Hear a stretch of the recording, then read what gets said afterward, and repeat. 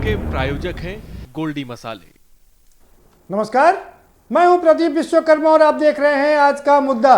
और आज का हमारा मुद्दा है, क्या हाथी पर चढ़ा केसरिया रंग।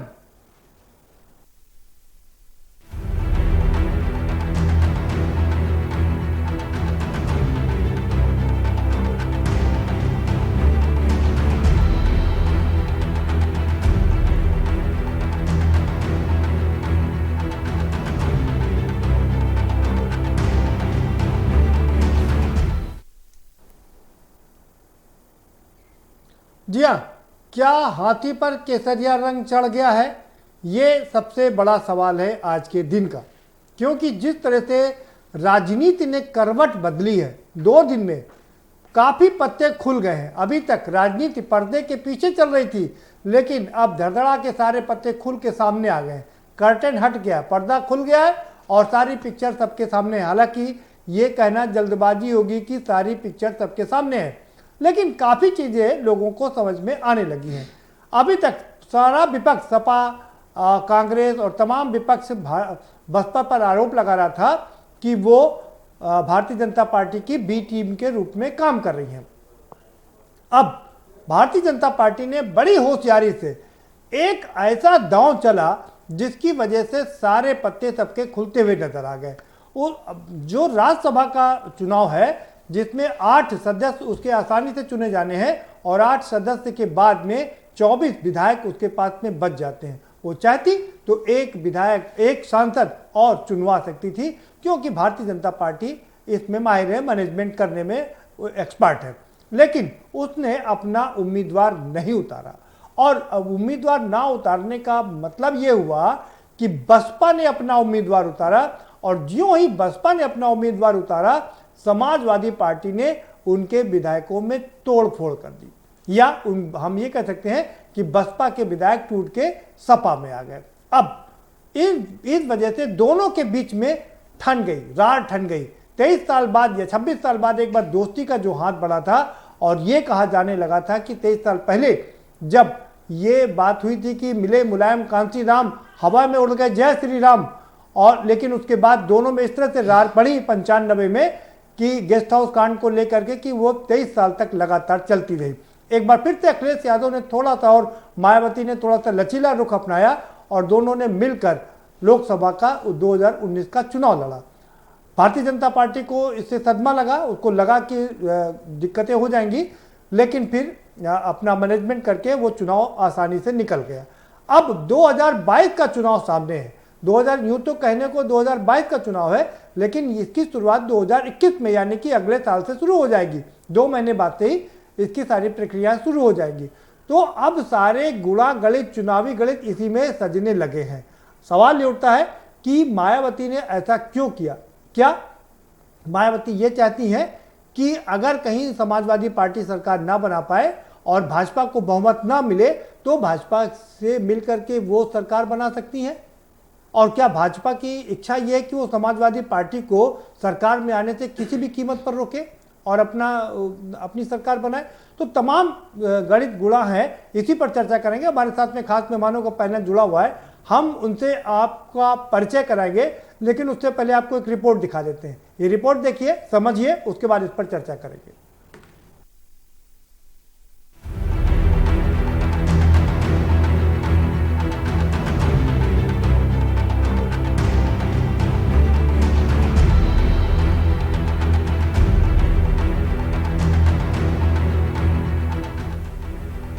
यूपी की सियासत में एक बार फिर से दिलचस्प मोड़ आने शुरू हो गए हैं। अखिलेश यादव ने राज्यसभा चुनाव के लिए पहले बीएसपी के खेमे में सेंध लगाने की कोशिश की, अब मायावती ने भी बड़ा पलटवार कर दिया है। राज्यसभा चुनाव में बगावत करने वाले 7 विधायकों को बीएसपी सुप्रीमो ने निलंबित कर दिया है। इसके साथ ही उन्होंने ऐलान किया है कि एमएलसी के चुनाव में बीएसपी जैसे को तैसा जवाब देने के लिए पूरी ताकत लगा देगी। मायावती ने कहा है कि बीजेपी को वोट देना पड़ा तो भी देंगे।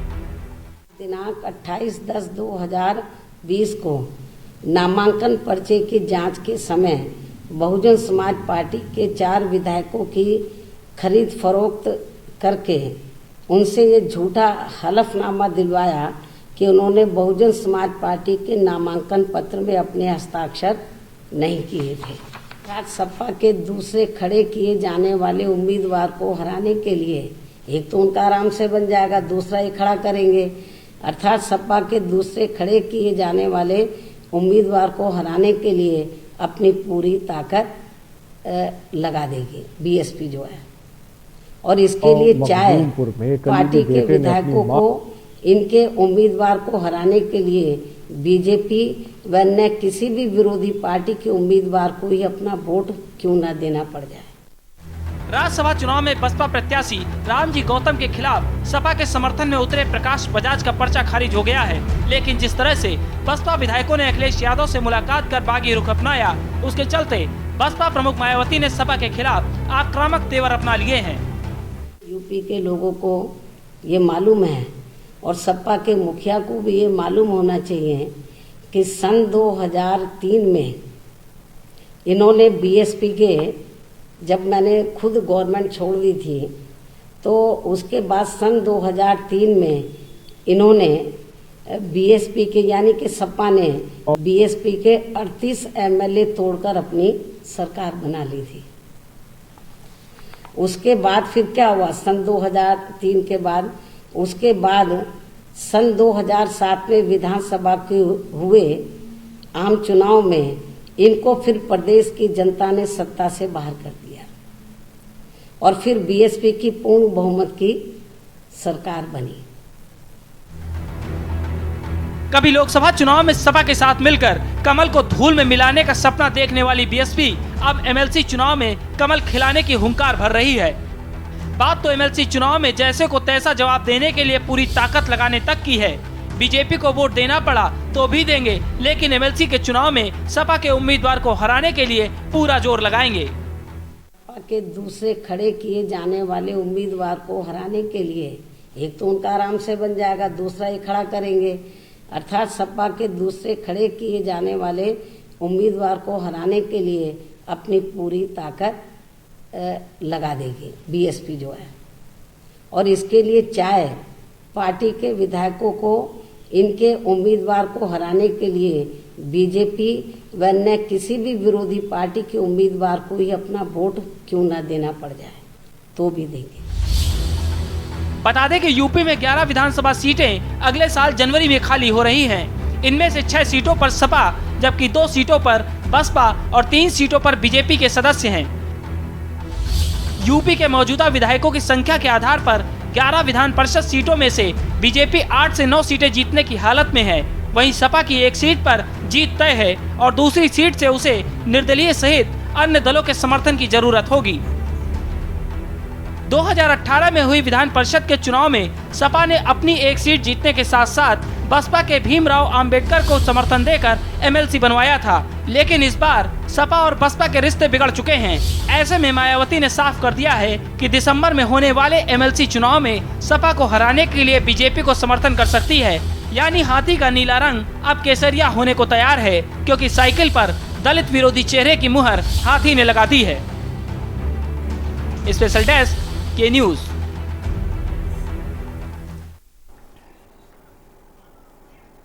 जी हाँ, तो क्या अब केसरिया रंग चढ़ गया है हाथी पर, और आखिर ऐसा हुआ क्यों, इसके पीछे कारण क्या है, किसने किया? बड़ी बात यह है कि कैसे हुआ ये समझने की कोशिश करेंगे। हमारे साथ में खास मेहमानों का पैनल जुड़ा हुआ है, हम उनसे आपका परिचय करा देते हैं। राम नरेश रावत जी हमारे साथ में जुड़ चुके हैं, भारतीय जनता पार्टी के विधायक हैं। बहुत स्वागत है राम नरेश रावत जी आपका। शशांक यादव जी हमारे साथ में जुड़ चुके हैं, समाजवादी पार्टी के एमएलसी हैं, आपका भी बहुत स्वागत है शशांक जी। राजीव उपाध्याय जी हमारे साथ में जुड़ चुके हैं, राजीव उपाध्याय जी बसपा के समर्थक हैं, आपका भी बहुत स्वागत है, बसपा के कार्यकर्ता हैं। और 2 खास मेहमान हमारे साथ यहाँ लखनऊ स्टूडियो से जुड़े हुए हैं।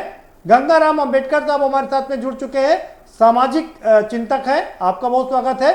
और कांग्रेस के तेज तर्रार प्रवक्ता जावेद साहब हमारे साथ में जुड़ चुके हैं, आपका भी बहुत स्वागत है। राम नरेश रावत जी, सीधा रुख आपका करेंगे। जब 2019 में दोनों पार्टियां एक साथ आई थी तो उसके बाद लगा था कि शायद आपका खेल बिगड़ जाएगा, हालांकि खेल नहीं बिगड़ा। और इसके पहले जब 1992-93 में दोनों पार्टियां एक साथ आई थी 95 में, तो ये कहा गया था कि मिले मुलायम कांसीराम, हवा में उड़ गए जय श्री राम। तो आपको डर लग रहा था क्या? आपके सीधा एक सवाल है, क्या आपके एक दांव ने इन दोनों को चित कर दिया है और आपके दोनों हाथ में लड्डू आ गए? एक तो आवाज थोड़ी सी डबल आ रही है। मैं इतना कहना चाहूंगा कि लड्डू आना और न आना ये तो अलग का विषय है, कि राज्यसभा चुनाव के बहाने जिस तरह की राजू जी आप थोड़ा रुकिए, ये सवाल मेरा राम नरेश जी से था। जी राम नरेश जी, जी राम नरेश जी, क्या सवाल मेरा ये था, सवाल मेरा ये था, अब आपको प्रॉपर आवाज मिल रही है? सवाल मेरा ये था, क्या आपके एक दांव ने दोनों आपके दुश्मनों को धराशायी कर दिया है, और जो कभी अब मिलने, जो कभी एक बार मिले थे और अब खाइयां इतनी बढ़ गई हैं कि अब दोबारा फिर नहीं मिलेंगे? जी मेरे साथ मिलती रहे हैं, मैं उनका प्रणाम करता हूँ, मेरे बड़े भाई हैं। दादा जी मेरे बड़े भाई हैं, मेरे राम साथ नरेश रहे हैं। राम नरेश जी, बड़ा सवाल यहाँ पर है, दोस्ती बाद में निभा लीजिएगा प्लीज। सवाल मेरा सुनिए, अगर जी। आप जातिवाद की बात करते हैं, धर्मवाद की बात करते हैं, तो हर क्रिया की प्रतिक्रिया होती है। शशांक जी बहुत बुद्धिजीवी हैं, अभी आपको कुछ कहेंगे, लेकिन जब जातिवाद की राजनीति करेंगे, धर्मवाद की राजनीति करेंगे, तो उसकी प्रतिक्रिया होगी। भारतीय जनता पार्टी कहती है कि हम सबका साथ, सबका विकास करेंगे। मायावती जब ये चिल्ला चिल्ला कर कहती तिलक तराजू और तलवार इनके मारो जूता चार, और मायावती जब ये कहती हैं कि हमारा उत्तराधिकारी चमार ही होगा, चमार ही होगा, मैं चमारन हूं, मैं चमारन हूं, मैं चमारन हूं, इसकी रट लगाती हैं, तो क्यों पासी इनको वोट दे, क्यों धोबी वोट दे अनुसूचित जात का, क्यों वाल्मीकि वोट दे, क्यों अनुसूचित जात का और लोग इनको वोट दे? जब ये चिल्ला चिल्ला चमारन हूं मैं, चमारन हूं मैं, चमार, इसकी रट लगाई बेगम हजरत महल पार्क में, जो पार्क था, तो इनको दूसरे लोग क्यों वोट? और जब इन्होंने कहा कि हवा में उठ, जो आपका सवाल नहीं, मेरा सवाल आपसे ये नहीं था, आप तो अपनी वोट बैंक की राजनीति सहेजने लगे।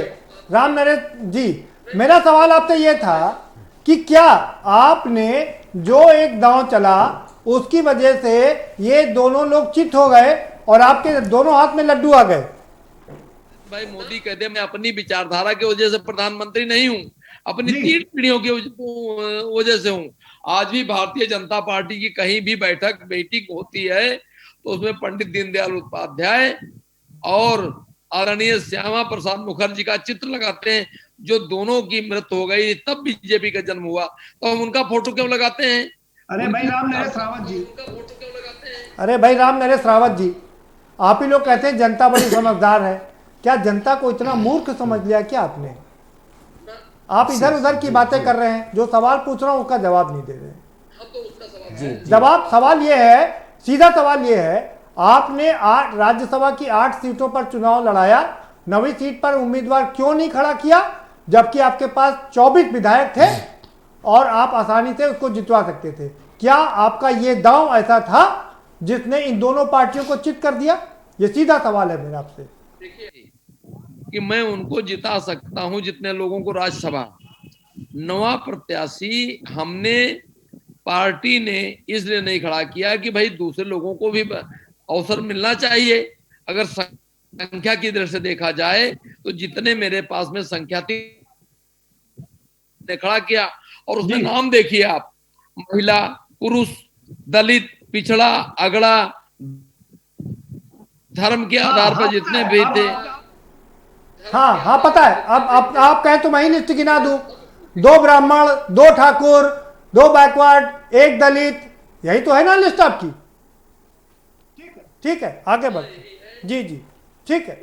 राजीव उपाध्याय जी, राजीव उपाध्याय जी आप, जी राजीव उपाध्याय जी, जी जी ठीक बात, बिल्कुल ठीक कह रहे हैं। 50 आपने नहीं, राम नरेश रावत, रावत जी आपने, राम नरेश रावत जी आपने आरक्षण का पूरा पालन किया। 50% सवर्ण, 50% में बाकी लोग, ये आपने बहुत शानदार काम किया। और उसमें उस 50% में हरदीप सिंह पुरी भी है, और यानी कि आपने उनको भी अपने घेरे में लाने की कोशिश किया है। ठीक है, आप बने रहिए।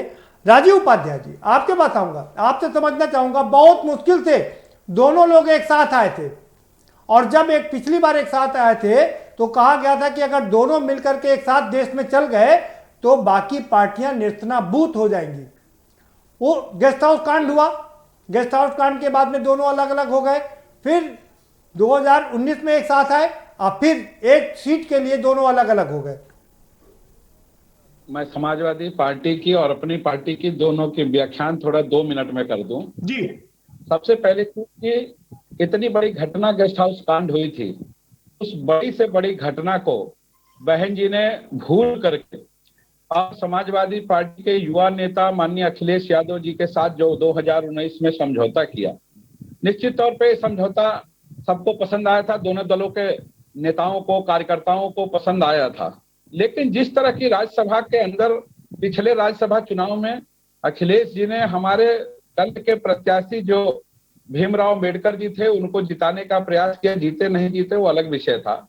उसी परिप्रेक्ष्य में जब ये राज्यसभा का चुनाव आया और भारतीय जनता पार्टी ने अपने तरफ से 8 प्रत्याशी दिए, उसके बाद माननीय बहन जी ने सतीश चंद्र मिश्रा जी के माध्यम से समाजवादी पार्टी से पूछने का काम किया, जैसा कि आज चैनल में सुन लिया हम लोगों ने। ठीक है, हाँ, वो बहन जी का बयान सुन लिया हम लोगों ने। ठीक है राजीव जी, थोड़ा और पर्दे के पीछे की कहानी बताइए। जी, पत्नी तो इसकी चाहत नहीं रखती है राज्यसभा जाने के लिए। अच्छा, अगर ये अच्छी ऐसा बात है तो बताइए। हमारी अच्छा, ये अच्छी बात बताइए आपको।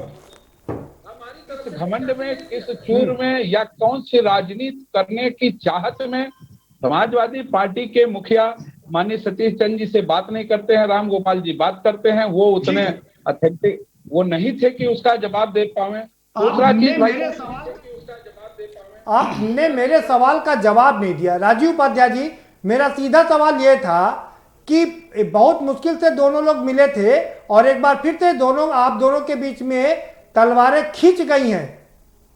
खींचने का समाजवादी पार्टी ने जैसे ही हमने प्रत्याशी दिया, अपना एक तो प्रत्याशी लाए, दूसरा समाजवादी पार्टी विधायकों को, बहुजन समाज पार्टी को क्षति पहुंचाने का कार्य। ठीक है, जब पीठ में आप छुरा भोंकेंगे तो दोस्ती कहां तक चलेगी?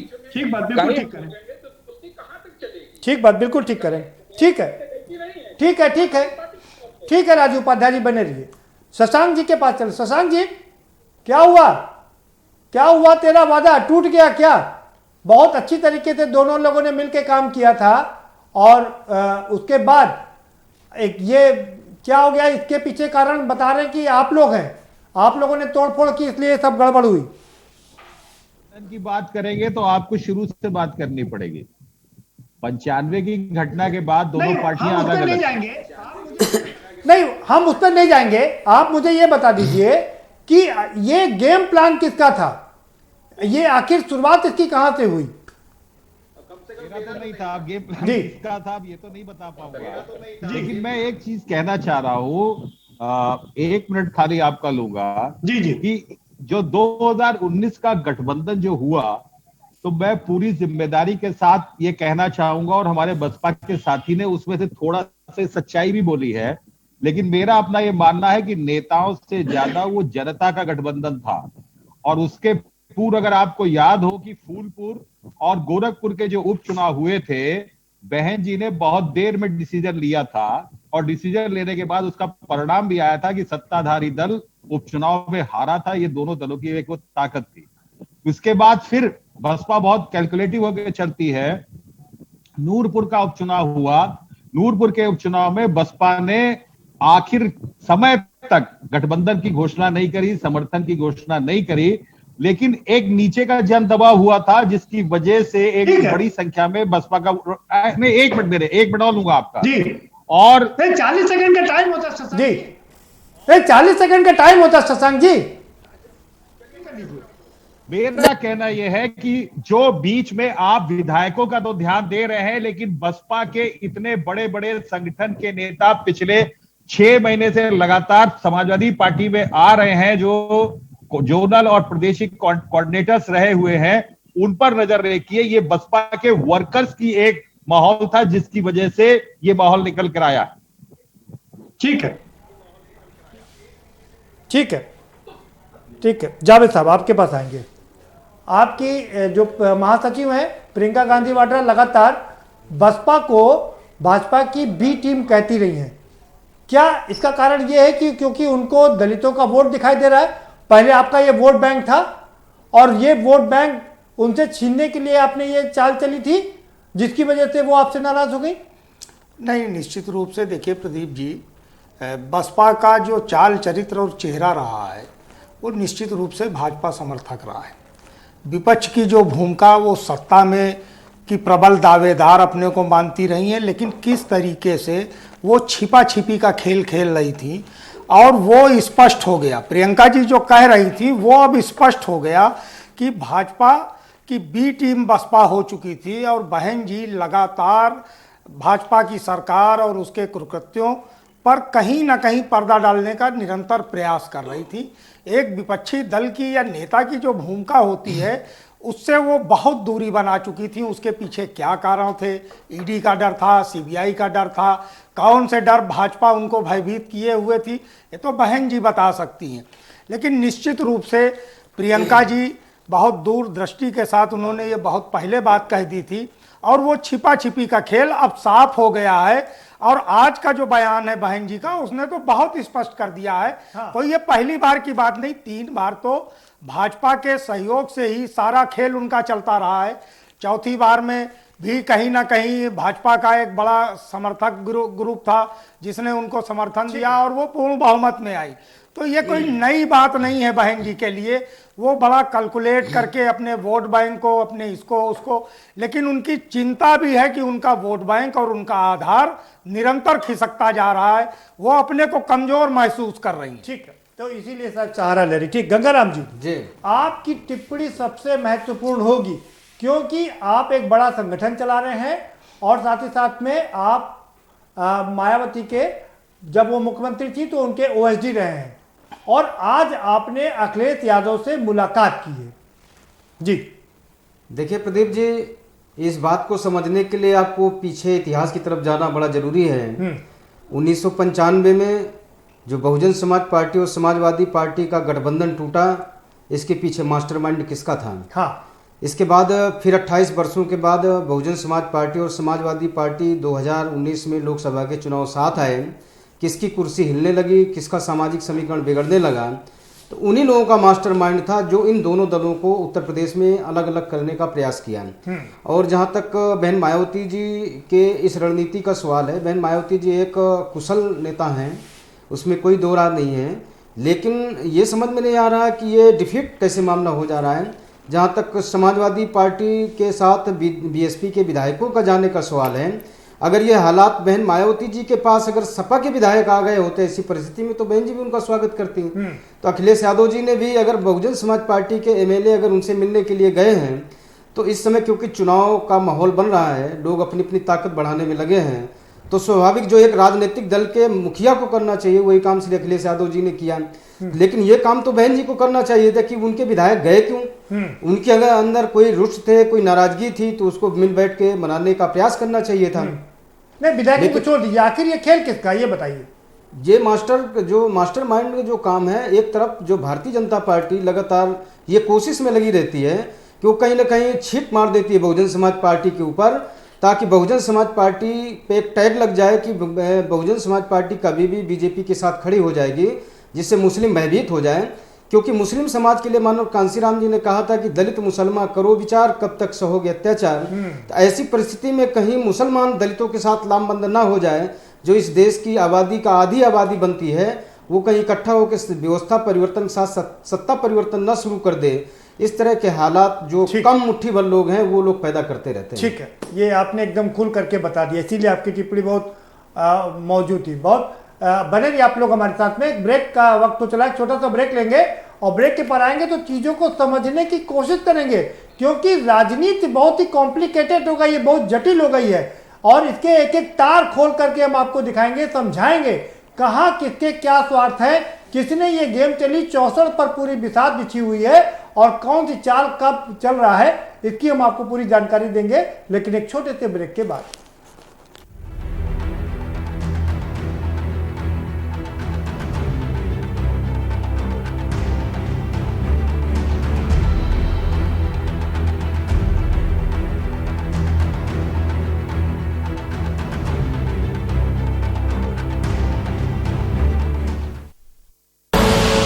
आप देख रहे हैं के न्यूज, खबरों का सारथी।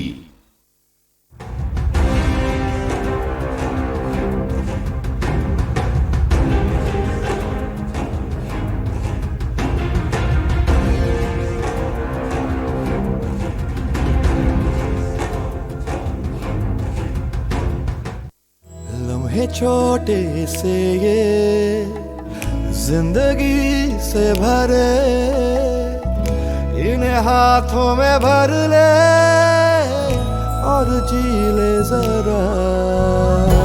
मुसाफिरा तू है चला, मुसाफिरा रे। छोटे छोटे लम्हों का अनोखा सफर, कमला पसंद, अनोखा स्वाद। GGS Education Group launches 20% discount on academic fee of courses MBA, BBA, BCA, BFSI and GM, D Pharma, B Pharma. Offers best infrastructure, best transport facility, best academic service and best placement service. Register today to avail 20% discount. Call 9971 496 497 or visit the campus Kanpur Lucknow highway near Unnao. GGS Education Group। खुदी को आजमाया है तो ये अंदाज आया है, खुदी को आजमाया है तो ये अंदाज आया है। तुम में भी मैं हूं, शुद्ध प्लस पान मसाला। आप देख रहे हैं के न्यूज, खबरों का सारथी।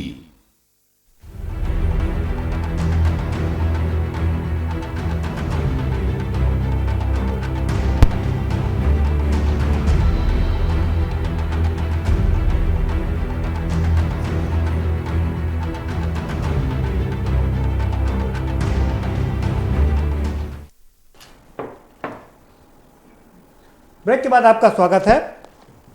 राम नरेश रावत जी, गंगाराम जी कह रहे हैं ये 1995 में भी आपको इन दोनों का मिलन रास नहीं आया था और इस बार भी ये सारी तिकड़म आपकी है, ये गंगाराम जी का कहना है।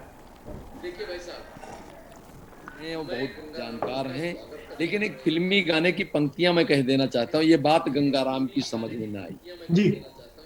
फिल्मी गाने की पंक्तियां हैं कि नहीं जी? मैं कोई व्यक्तिगत कटाक्ष नहीं कर रहा हूँ, ये बात गंगाराम की समझ में ना आई। ये कौन सी बात नहीं समझ में आई? हाँ। भारतीय जनता पार्टी के माननीय प्रधानमंत्री नरेंद्र मोदी जी जब ये कहते हैं मैं अपनी 3 पीढ़ियों की विचारधारा को जो प्रधानमंत्री हूँ, मायावती जी ने जीवन में 3 बार टर्न ओवर किया। उन्होंने कहा कि मनवाद और ब्राह्मणवाद का विरोध करती हूँ, 85% बनाम। राम नरेश जी, आपके ऊपर ये भी राम नरेश जी आपके ऊपर ये भी आरोप लग रहे हैं, यहाँ पर ये भी आरोप लगे। राम नरेश जी सवाल सुन लीजिए, सवाल सुन लीजिए, सवाल सुनिए। सवाल आपके ऊपर ये भी आरोप लग रहे हैं कि आपने बड़ी होशियारी से मायावती को अपनी बी टीम बना लिया, जिससे कि गंगाराम जी आरोप लगा रहे हैं कि जिससे कि दलित और मुस्लिम एक ना होने पाए। गंगाराम जी क्या आप सवाल पूछ सकते हैं?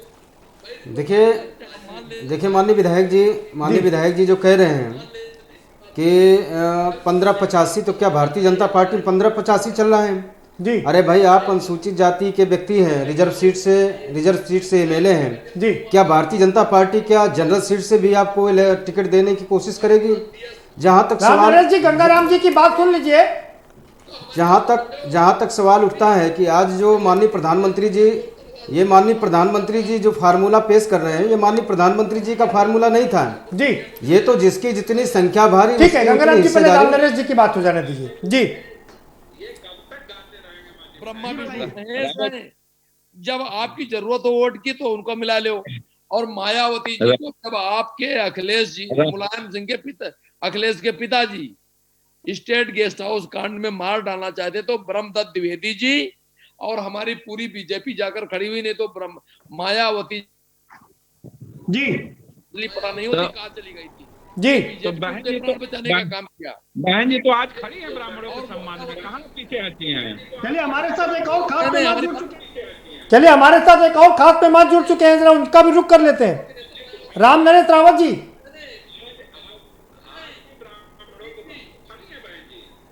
नहीं हो सकती। राम नरेश रावत जी, हमारे साथ एक और खास मेहमान जुड़ नरेश रावत जी हमारे साथ एक और खास मेहमान जुड़ चुके हैं, उनसे भी परिचय करा दें आपका। सभाजीत सिंह जी जुड़ चुके हैं, आम आदमी पार्टी के अध्यक्ष हैं उत्तर प्रदेश के। आप सभाजीत सिंह जी, अगर आपको आवाज सुनाई पड़ रही हो तो आप अपनी प्रतिक्रिया रख सकते हैं।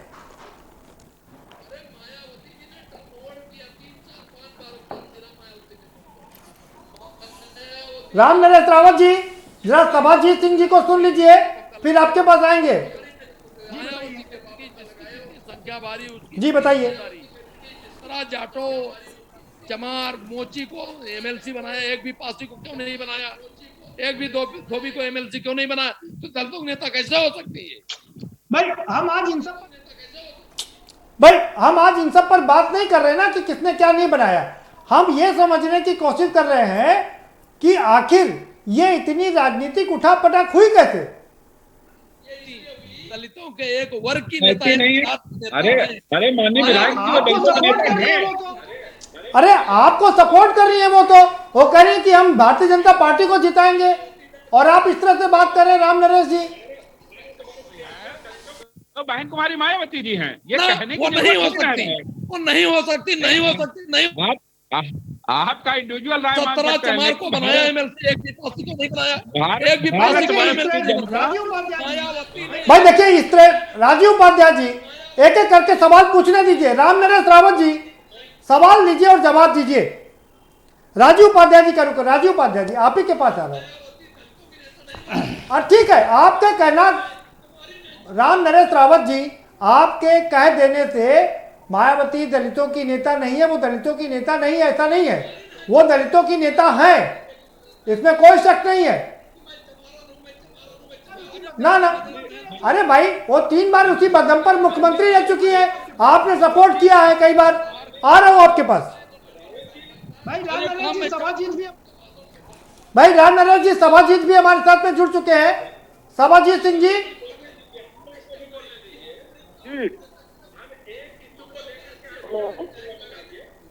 भाई सभाजीत राजीव उपाध्याय जी, सभाजीत सिंह जी हमारे साथ जुड़ चुके हैं, उनका भी कमेंट ले लेते हैं। संजय सिंह ने बड़ी प्रेस कॉन्फ्रेंस करके बड़े आरोप लगाए थे। सभाजीत सिंह जी, अगर आपको आवाज मिल रही हो तो आप अपनी पहली प्रतिक्रिया जाहिर कर सकते हैं।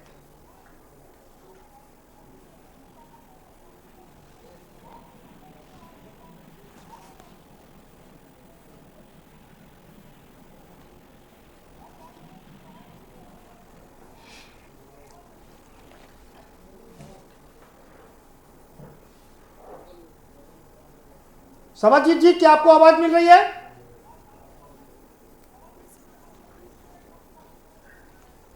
चलिए लगता है सभाजीत तक आवाज नहीं पहुंच पा रही।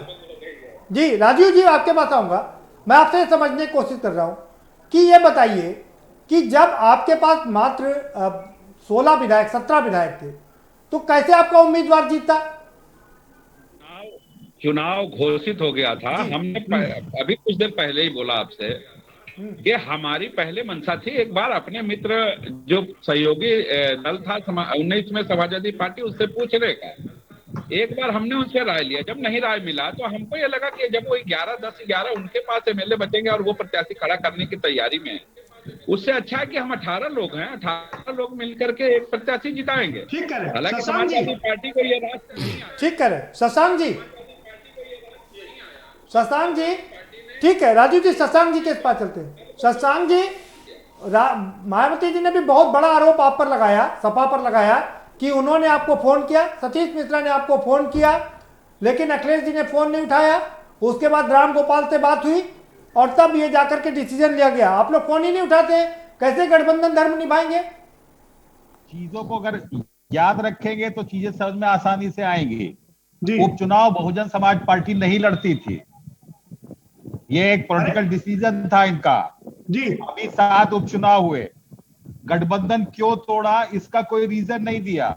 समाजवादी पार्टी की तरफ से कभी भी बसपा या बसपा के नेतृत्व के खिलाफ कोई बयानबाजी नहीं की गई। जब आपके साथ शशांक जी, जब आपके साथ मिल करके गठबंधन बना करके उपचुनाव में जीत दिलाई थी, तब तो आपने ये सवाल नहीं उठाया था कि जब गोरखपुर भी हरवाया था और इलाहाबाद भी हरवाया था। जी, चुनाव ना लड़ने का फैसला, राजनीतिक फैसला बसपा का रहा और बिना सपा को कोई विश्वास में लिए उपचुनाव में आपने प्रत्याशी उतारे और उससे पहले ही कहा था कि गठबंधन से अब कोई मतलब नहीं है।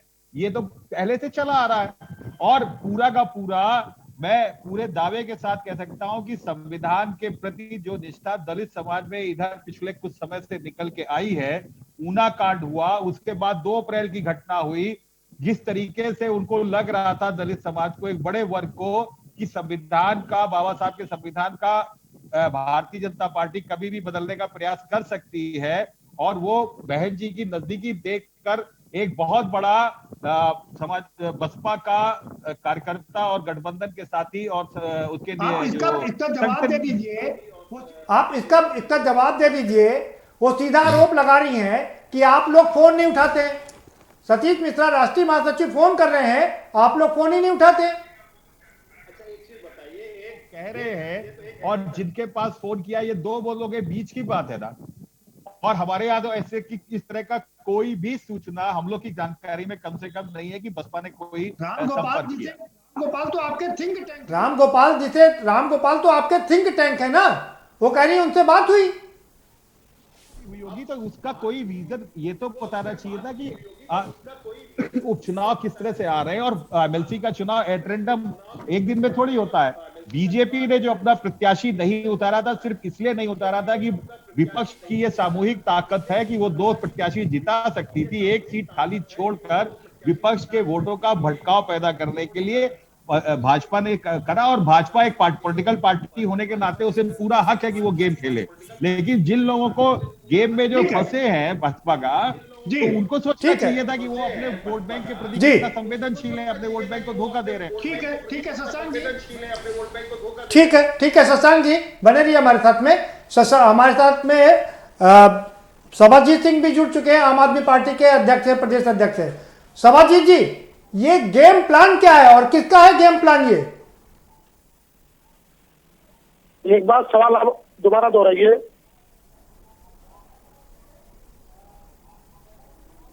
जी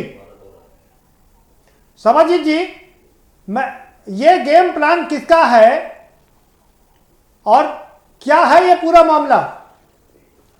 मैं ये कह रहा हूं कि पिछले 3-4 महीनों से उत्तर प्रदेश के अंदर एक के बाद एक दलितों और पिछड़ों के खिलाफ जो हिंसाएं घटी, चाहे वो हाथरस का मामला हो, गुड़िया के साथ, या लखीमपुर खीरी का मामला हो, या बाराबंकी का मामला हो, बहन हमारी मायावती जी ने उस पीड़ित परिवार से कभी मिलने की तैयारी नहीं की।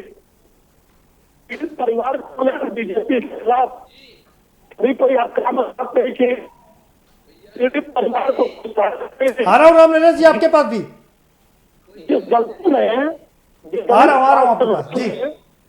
जिस समाज के लोगों ने मायावती जी को उत्तर प्रदेश का 4 बार मुख्यमंत्री बनाया, तो दलित समाज को मायावती जी ने संकट के समय छोड़ दिया। मायावती जी वो काम करती है जिसमें उनको फायदा हो। आज उनको एक राज्यसभा सीट की जरूरत थी, तो उन्होंने भारतीय जनता पार्टी के साथ समझौता कर लिया। ठीक है सभाजीत जी, आपकी आवाज प्रॉपर नहीं आ पा रही है और हमारे नहीं मिल पा रही उनको आवाज, आप फिर से दोबारा से आपका रुख करेंगे जावेद जी के पास। जावेद जी जल्दी से कमेंट करिए। शशांक जी कह रहे हैं कि ये भाजपा ने जानबूझकर एक सीट नहीं खड़ा किया जिससे कि ये वोटों का बिखराव हो जाए और इस तरीके की परिस्थितियां पैदा हो जाए। देखिए, भाजपा और बसपा इस समय बयान तो दे दिए, इन्होंने सारा काम कर डाला, अब ये अपने को बचाने का भी प्रयास कर रहे हैं, दूरी भी दिखाने का थोड़ा सा प्रयास कर रहे हैं। लेकिन सच्चाई क्या है, जो भाजपा अपने को बड़ा दूध की धूली कहती है, ये हर चुनाव में अपने संख्या बल से ज़्यादा उम्मीदवार उतारते रहे। पिछले चुनाव में इन्होंने अनिल अग्रवाल को उतारा और हॉर्स ट्रेडिंग कितनी हुई। अब की ये जानबूझकर किया गया।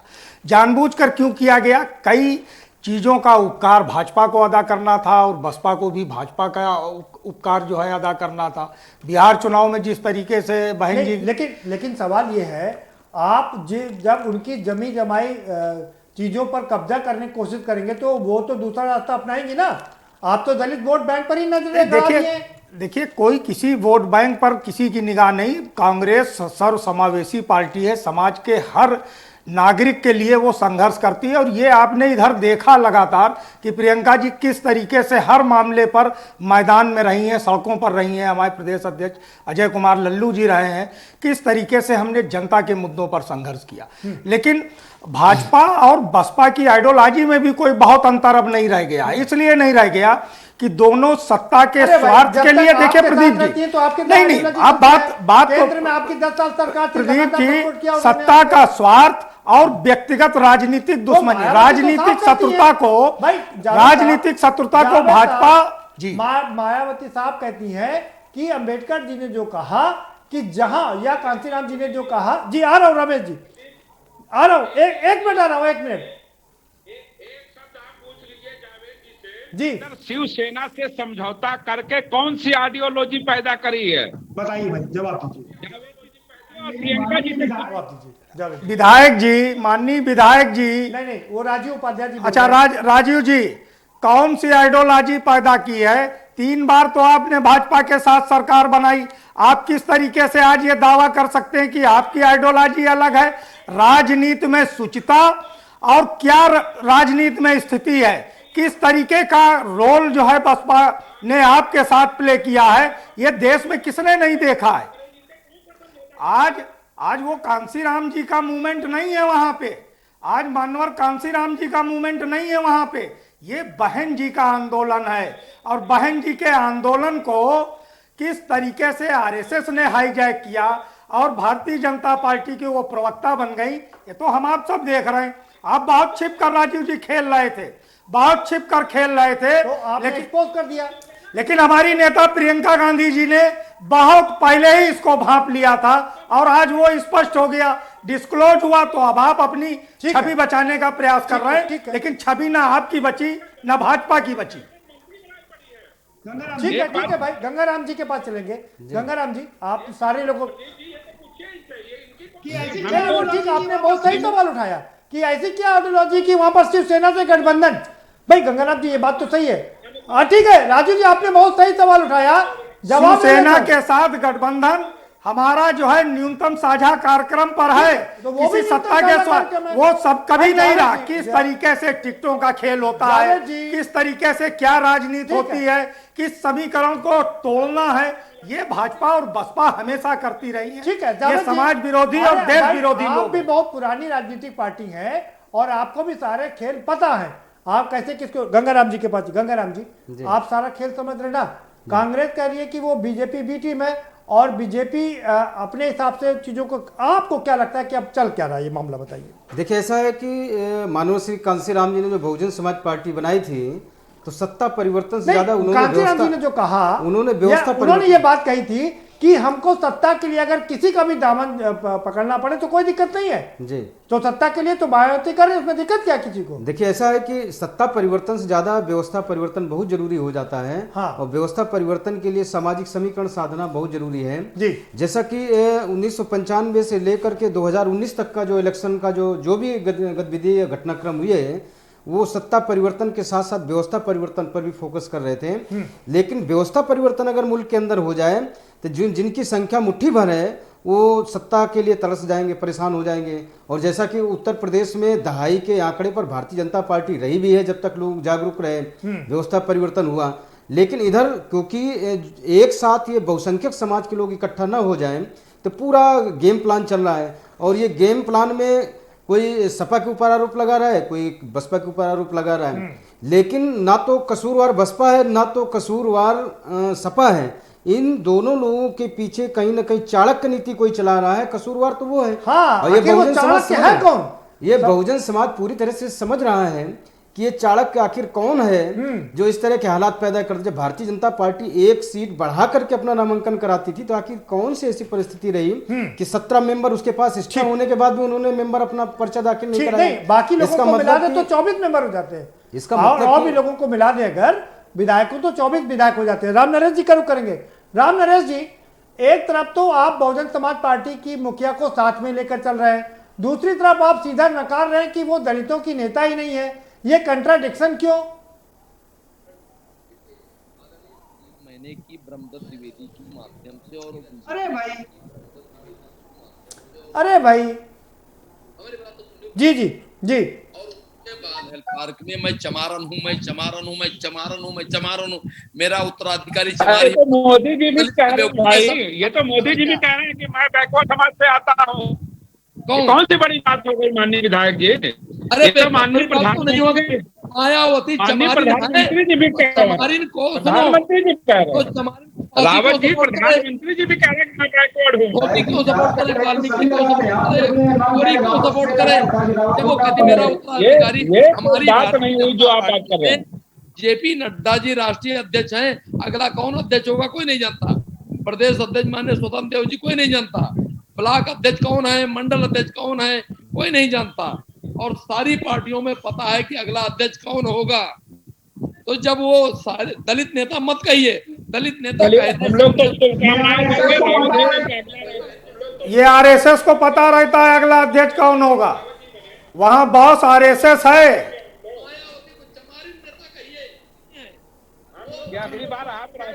अरे भाई एक बात बताओ, 17 चमारों को उसने एमएलसी बनाया, एक भी पासी को नहीं बनाया, एक भी धोबी क्यों नहीं बनाया? ये निर्णय करना का काम होता है। और ऐसा नहीं कि धोबी को मायावती फिर नारा क्यों दिया? जिसकी जितनी संख्या बारी उसकी हिस्सेदारी। हमने ये नारा क्यों दिया? जिसकी हमारे दल संख्या में जितनी भारी उसकी उतनी हिस्सेदारी। हमारे पासियों को एक एमएलसी नहीं बन सकता। नरेश रावत जी, अब तो उन्होंने अपना ये बदल दिया ना, नारा बदल दिया है। आप कहते हो कह दिया कि जिसकी जितनी तैयारी उसकी उतनी हिस्सेदारी। और शुभकामनाएं दे रहे हैं संवैधानिक पद पर सबसे राष्ट्रीय अध्यक्ष होइए भारतीय जनता पार्टी के। दलित है, सुनिए आप अपने दल में कितने दलित समाज को मिल में बैठा लेते हैं, सारे ठीक है रावत जी, समय ठीक है रावत जी, समय समाप्त हो रहा है मेरे पास में, जल्दी से छोटे छोटे कमेंट ले लेते हैं। ठीक है, शशांक जी के पास चलते। शशांक जी, ठीक है शशांक जी, फाइनल कमेंट, इससे किसको होगा फायदा, किसको होगा नुकसान? ठीक है राम नरेश रावत जी, वापस आपके पास आऊंगा, समय समाप्त हो रहा है जी। शशांक जी जी, चमारी नहीं, हमरे ऊपर दलित एक्ट नहीं लागू होगा। ये चमारी नहीं। हो गया भाई, ठीक है राम नरेश रावत जी, हो गया जी। शशांक जी, किसको होगा फायदा, किसको होगा नुकसान?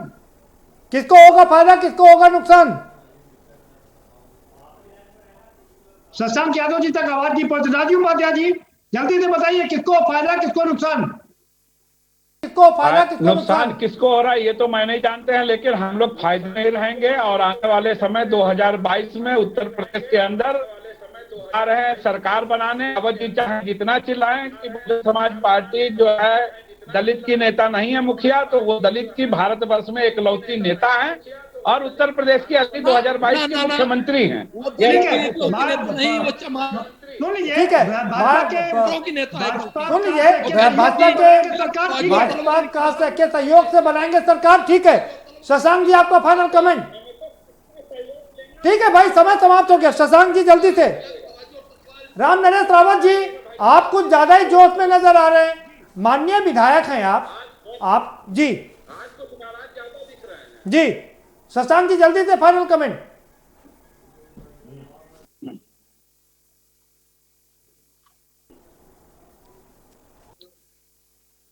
शशांक जी की आवाज हम तक नहीं पहुंच पा रही। शशांक जी दोबारा से आपके पास आएंगे। जावेद जी दोबारा से आपके पास आएंगे। जावेद जी आपका फाइनल कमेंट, किसको फायदा किसको नुकसान? देखिए, फायदा और नुकसान की कोई बात नहीं है, लेकिन निश्चित रूप से भाजपा और बसपा के बीच में जो था उसकी पोल खुल गई है और कांग्रेस निरंतर जनता के मुद्दों पर सड़कों पर है। और निश्चित रूप से जनता ने जो कुछ देखा है, भोगा है पिछले 31 सालों में, इसका निश्चित रूप से कांग्रेस की तरफ जनता का विश्वास और भरोसा बहाल होता दिखाई दे रहा है। ठीक है गंगाराम जी, मैं आपसे समझूंगा, कई चीजें बहुत महत्वपूर्ण है। पहली चीज ये है कि कांग्रेस जिस तरीके से दलितों को लुभाने की कोशिश कर रही थी, उससे मायावती को डर लगा, जिसकी वजह से वो भाजपा के नजदीक गई। सवाल नंबर 2, ईडी सीबीआई का डर था, अब वो डर समाप्त, क्योंकि अभयदान मिल गया है। अगले चुनाव तक साथ रहेंगे और आगे भाजपा के सहयोग से मुख्यमंत्री बनने की भी संभावना बढ़ गई। क्या मैं गलत कह रहा हूं? देखिए, ऐसा है कभी कभी शिकारी अपने ही जाल में फंस जाता है जी। इस तरह की जो गतिविधि है, हो सकता है कि भारतीय जनता पार्टी में एक से एक राजनीतिक चाणक्य लोग हैं, लेकिन उनको लगता होगा कि हमारे कामयाब है, लेकिन इससे कहीं ना कहीं समाजवादी पार्टी के पक्ष में प्रदेश में राम नरेश जी आपके पास फाइनल कमेंट के लिए आऊंगा। समाजवादी पार्टी के फेवर में जो ध्रुवीकरण हो रहा है, क्योंकि बहुजन समाज पार्टी से अलग होने वाला जो नेता है वो कांग्रेस की तरफ मूव नहीं कर रहा, वो सीधे सीधे समाजवादी पार्टी के पास जा रहा है जी। तो कहीं ना कहीं समाजवादी पार्टी बड़ी मजबूती के साथ उभर रही है।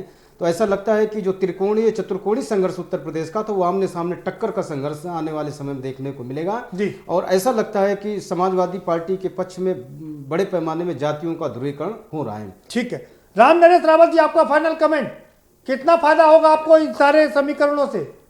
बीजेपी ने तय किया। तो किया आप ही ने है ना, ये तो तो किया आप ही ने है ना, ये तो कह रहे हैं जी। गंगाराम जी तो यही कह रहे हैं कि आप ही ने किया है, फायदा आप ही को होगा। बीजेपी ने कहा जिसकी जितनी संख्या भारी उसकी उतनी हिस्सेदारी, तो जिसके हमारे जितने एमएलए थे उतने मैंने प्रत्याशी खड़ा किया और सपा कांग्रेस पिछली बार क्यों कम नहीं खड़े किए थे? क्यों शशांक अनिल अग्रवाल को ले आए थे? ठीक है जावेद। शशांक जी जल्दी से आपका फाइनल कमेंट। सर्जन सुखाए नारा था बसपा का और भाजपा का ट्रांसलेशन सबका साथ सबका विकास था, लेकिन अब इस घटनाक्रम ने साबित कर दिया, अब ए बी टीम तो जनता तय कर लेगी, लेकिन दोनों में कोई अंतर नहीं है और इसीलिए इसका सफल हमारे भाई हो आप यार, आप गलत कह रहे हो। भाजपा ने तय किया हमारी जितनी हिस्सेदारी, उससे आप लोग आपस में बांटो, आपको न बने। शुक्रिया आप सभी मेहमानों का, बहुत शुक्रिया इस चर्चा में शामिल होने के लिए। तो बड़ा लंबा कैलकुलेशन है और इन सब कैलकुलेशन में गंगाराम अंबेडकर जी की बात बहुत मौजूद है। वो कह रहे हैं कि कौन चाणक्य है जिसने एक बार फिर से इन दोनों दलों के बीच में खाई पैदा करने का काम किया है। उस चाणक्य को समझना पड़ेगा, राजनीति को समझना पड़ेगा। और हम इसीलिए लगातार अपने दर्शकों से कहते रहते हैं, देखिए राजनीति, सीखिए राजनीति और कीजिए राजनीति। यही राजनीति है। कब कहां कौन किसके पाले में खड़ा होगा यह समझना आसान ना होगा। और अब तो वक्त बताएगा कि 2022 के चुनाव में कौन किसके साथ में खड़ा होगा। फिलहाल इस कार्यक्रम में इतना ही। आप हमें दीजिए इजाजत और बाकी खबरों के लिए देखते रहिए के न्यूज़ इंडिया।